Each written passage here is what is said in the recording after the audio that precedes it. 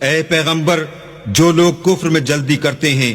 کچھ تو ان میں سے ہیں جو منہ سے کہتے ہیں کہ ہم مومن ہیں لیکن ان کے دل مومن نہیں ہیں، اور کچھ ان میں سے جو یہودی ہیں، ان کی وجہ سے غمناک نہ ہونا، یہ غلط باتیں بنانے کے لیے جاسوسی کرتے پھرتے ہیں،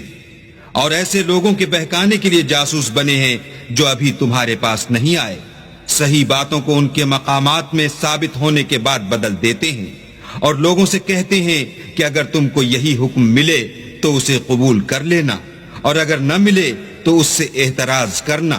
اور اگر کسی کو اللہ گمراہ کرنا چاہے تو اس کے لیے تم کچھ بھی اللہ سے ہدایت کا اختیار نہیں رکھتے۔ یہ وہ لوگ ہیں جن کے دلوں کو اللہ نے پاک کرنا نہیں چاہا، ان کے لیے دنیا میں بھی ذلت ہے اور آخرت میں بھی بڑا عذاب ہے۔ یہ جھوٹی باتیں بنانے کے لیے جاسوسی کرنے والے اور رشوت کا حرام مال کھانے والے ہیں۔